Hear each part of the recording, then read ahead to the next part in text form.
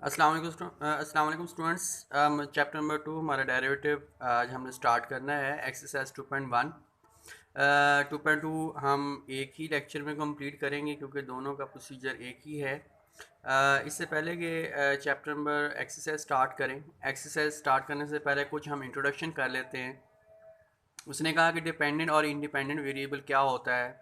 उसने कहा कि अगर फंक्शन जो है वो एक्स टू वाई हो, इधर function from X to Y, तो जो आगे पास एक्स की जो वैल्यू होगी वो आगे पास डिपेंडेंट वेरिएबल होगा और जो वाई होगा वो आपके पास क्या होगा, इंडिपेंडेंट होगा। मैंने डिपेंडेंट और इंडिपेंडेंट के बारे में बहुत सी एग्जांपल्स दी थी आप लोगों को। मैंने कहा था कि फ़र्ज़ करें, अगर मैं इसको इग्नोर कर दूं, मैंने कहा था कि अगर y इक्वल टू एक्स है तो जो y है वो x के ऊपर क्या कर रहा है, डिपेंड कर रहा है। यहाँ पे आगे पास y जो है वो डिपेंडेंट है और यहाँ पे x इंडिपेंडेंट है। हम x में जो भी वैल्यूज पुट करते जाएंगे हमारे पास आंसर आता जाएगा। हम y में वैल्यू पुट नहीं कर सकते। मैं इसको कोट नहीं कर रहा, मैं अपनी तरफ से ये एग्जांपल दे रहा हूँ। अगर हम x में 2 पुट कर दें तो y इक्वल 2 हो जाएगा। अगर हम 3 पुट कर दें तो y इक्वल 3। मतलब x जो है वो इंडिपेंडेंट है। x में हम वैल्यू जो है वो चेंज कर सकते हैं, बट y में हम वैल्यू चेंज नहीं कर सकते। तो दैट्स वाई जो है वो y जो है वो x के ऊपर डिपेंड कर रहा है। x जो है वो इंडिपेंडेंट है और y जो है वो आपके पास डिपेंडेंट है। उसके बाद डेरिवेटिव ऑफ फंक्शन की डेफिनेशन देख लें। बहुत शॉर्ट डेफिनेशन है। उसने कहा instantaneous rate of change of dependent variable with respect to independent variable. अच्छा, मैंने कुछ जब फर्स्ट लेक्चर दिया था मैंने आपको कहा था rate of change of dependent variable with respect to independent variable. अब आप सोच रहे होंगे कि सर इंस्टेंटेनियस क्यों कहा है। डेफिनेशन दोनों ईजी हैं, दोनों ही आप लिख सकते हैं, आपकी मर्जी है। इंस्टेंटेनियस रेट का मतलब ये होता है कि आप कोई ख़ास वैल्यू का, फ़र्ज़ करें कि आपके पास कोई वैल्यू है, आप ये ग्राफ है, आप इस हिस्से का जो है, सिर्फ इस हिस्से का जो है वो आप डेरिवेटिव फाइंड करना चाहते हैं किसी खास चीज़ का, उसको हम इंस्टेंटेनियस कहते हैं। तो आप ये डेफिनेशन कोट करेंगे या आप वो भी कर सकते हैं, the rate of change of dependent variable with respect to independent variable, वो भी ठीक है। या आपके पास उसका जो है वो फॉर्मूला है। अब डेल एक्स जो है is increment independent variable x. और याद रखिएगा कि जो आगे पास डेल एक्स होता है इसको हम क्या कहते होते हैं, चेंज। क्या कहते होते हैं, चेंज। ये चेंज पॉजिटिव भी हो सकता है और नेगेटिव भी हो सकता है। अब यहाँ पे जो आपके पास एक्स है, इस एक्स में ये इंक्रीमेंट है, इंक्रीमेंट चेंज को कहते होते हैं। तो डेल वाई जो है वो आपके पास जो है वो इंक्रीमेंट इन वाई है, मतलब चेंज इन वाई है, और डेल एक्स जो है वो चेंज इन एक्स है। अब डिफ्रेंसिएशन क्या है, ये बहुत इंपॉर्टेंट डेफिनेशन है और शॉर्ट है, the process of finding derivative. Derivative को फाइंड करने का जो प्रोसीजर अप्लाई किया जाता है उसको हम क्या कहते होते हैं, डिफ्रेंसिएशन कहते होते हैं।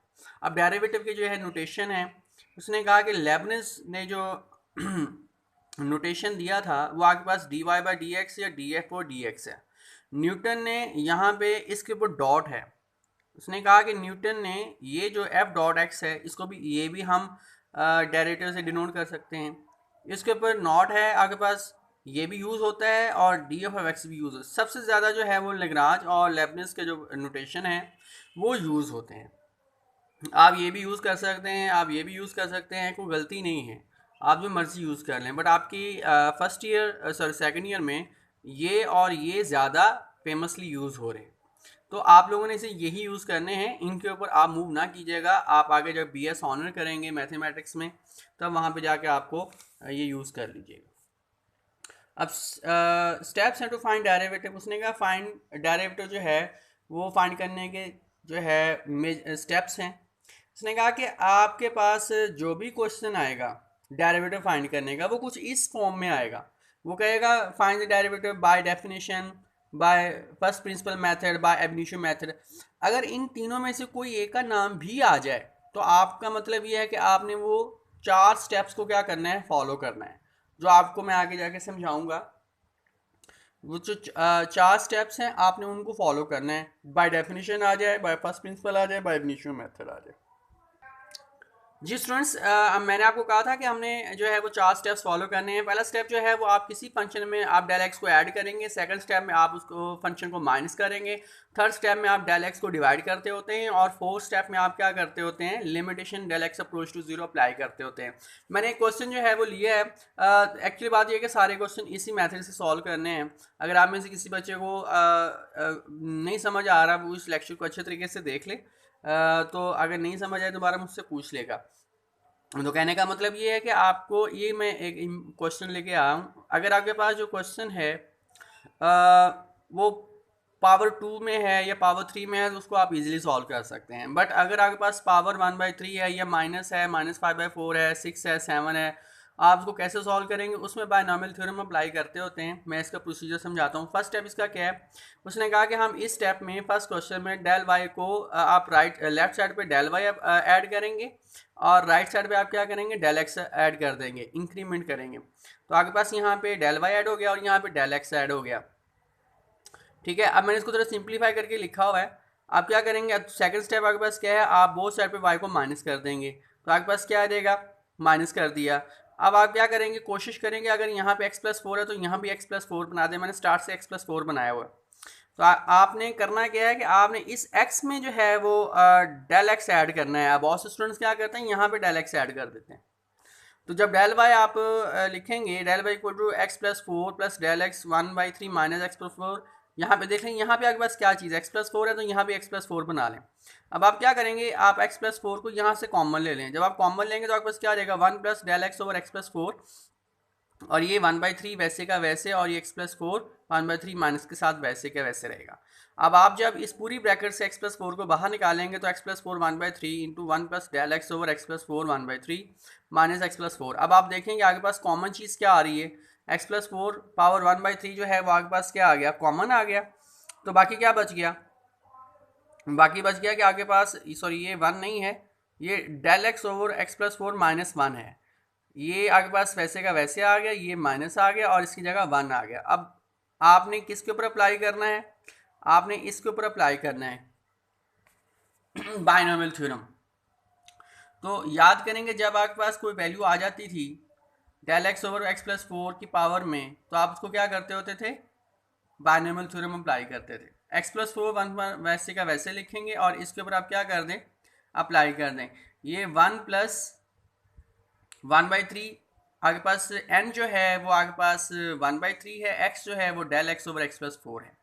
अप्लाई कर दें, 1 प्लस n की जगह 1/3, x की जगह del x over x+4, plus आ गया n की जगह 1/3, 1/3 -1 ओवर 2 फैक्टोरियल, और x आगे पास क्या आ जाएगा, del x over x+4 whole square आ जाएगा, और ये प्लस कंटिन्यू, और यहाँ पे -1, ये -1 +1 के साथ क्या हो गया बेटे, कैंसिल हो गया। अब डेल एक्स ओवर x+4 को क्या करेंगे, कॉमन ले लें सबसे। तो आपके पास कॉमन आ गया यहाँ पर, बाकी क्या रहेगा 1/3 डेल एक्स ओवर x+4 बाहर आपके पास कॉमन आ गया था क्योंकि यहाँ पे जस्ट एक था। 1/3 इंटू 1/3 -1 ओवर 2 फैक्टोरियल। अब आप देखें यहाँ पे 2 थे, 2 थे, एक बाहर चला गया, आगे पास एक क्या हो गया, बाकी रिमेनिंग रह गया। और इसको आप सिंप्लीफाई करना चाहें तो कर लें, अदरवाइज आपको खास ज़रूरत नहीं है क्योंकि इसने बाद में 0 हो ही जाना है। तो स्टेप 3 देखें, स्टेप 3 हम तब तक अप्लाई नहीं करेंगे जब तक ये सिंप्लीफाई होके यहाँ पे हमें कहीं डेल एक्स बाहर ना मिल जाए। अब आप देखेंगे यहाँ पे हमारे पास डेल एक्स आ चुका है, तो हम क्या करेंगे, डेल एक्स को बोथ साइड के ऊपर क्या कर देंगे, डिवाइड कर देंगे। थर्ड स्टेप क्या होता था, divide del x on both side. तो आपने इसके नीचे डेल एक्स डिवाइड कर दिया, और यहाँ पे 1 बाय डेल एक्स ही वैसे का वैसे, और ये डेल एक्स ओवर x+4, और ये सारे का सारा वैसे का वैसे। इस डेल एक्स के साथ डेल एक्स कैंसिल, ये 1 बाय x+4 ऊपर आके क्या हो जाएगा, माइनस, क्योंकि इसने आपस में मल्टीप्लाई होकर पावर्स को क्या करना है, ऐड करना है। तो 1/3 ये सारे वैसे का वैसे लिखेंगे। अब स्टेप 4 पे आते हैं। उसने कहा कि स्टेप 4 में हम क्या करते होते हैं, लिमिट अप्लाई करते होते हैं डेल एक्स अप्रोच टू 0। तो जब del x approach to 0 apply करेंगे del Y by del X पे, तो हम बोथ साइड के ऊपर कर रहे होते हैं। तो अब हमने यहाँ पे जब इस राइट साइड के ऊपर अप्लाई करेंगे तो यहाँ पे हम उस जगह अप्लाई करेंगे जहाँ पे डेल एक्स मौजूद होगा। तो जहाँ डेल एक्स होगा वो आपके पास क्या हो जाएगा, 0 हो जाएगा। तो आप उनके बाद जब इसके ऊपर अप्लाई करेंगे तो आपके पास क्या हो जाएगा, मैं यहाँ पे इसको चेंज करके लिखता हूँ d Y by D x, और यहाँ पे d Y by D x आप चेंज करके लिख लें। क्योंकि बहुत से स्टूडेंट्स क्या करते हैं, यहाँ पे मिस्टेक करते हैं। क्या मिस्टेक करते हैं कि वो यहाँ पे लिमिट तो अप्लाई कर देते हैं, उसके बाद 3-4 स्टेप तक वो लिमिट अप्लाई होती रहती है। नहीं, ऐसा नहीं करना। ये मैंने इसलिए जानबूझ के साथ लिखा हुआ है ताकि आप लोगों को ये गलती महसूस हो कि आप लोगों ने जैसे ही लिमिट अप्लाई करते होते हैं तो वो चेंज आ जाता है। तो उसको हम किससे डिनोट करते होते हैं? D Y by D x को। तो x plus four minus two by three वैसे का वैसे 1/3 वैसे का वैसे जब लिमिट अप्लाई किया आपने तो जहाँ पे डेल एक्स था वहाँ पे आपके पास क्या आ गया? 0 आ गया और ये इनफाइनाइट गया। तो लिमिट एक्स प्रोस टू 0 आपके पास D Y by D X आ गया x plus four minus two by three और ये आपके पास ये जो सारे का सारा हिस्सा है ये आपके पास क्या हो जाएगा बेटे? 0 हो जाएगा। 1/3 plus 0 d Y by D x 1/3 into x plus four minus 2/3 तो आपके पास क्या आ गया बेटे? ये आंसर आ गया। ये आपके पास बाय डेफिनेशन मेथड है या आपके पास बाय प्रिंसिपल मेथड है या आपके पास बाय अब इनिशियो मेथड है। तो ये आपने 4 के 4 स्टेप्स फॉलो करने हैं। अब एक्सरसाइज 2.1 क्वेश्चन नंबर 1 एंड 2 और एक्सरसाइज 2.2 क्वेश्चन नंबर 1 तो सारा बिल्कुल ऐसे ही है, फर्क सिर्फ वैल्यूज चेंज हैं। प्रोसीजर यही है, वहाँ भी यही पूछा जाएगा कि बाय इनिशियो मेथड या बाय प्रिंसिपल या बाय डेफिनेशन इसको सॉल्व करें। तो आपने बाकी रिमेनिंग क्वेश्चंस को खुद सॉल्व करते हैं, ठीक है, और प्रैक्टिस करनी है आपने। जो नहीं समझ आएगा वो आपने फिर मुझसे पूछ लेना है। अल्लाह हाफिज़।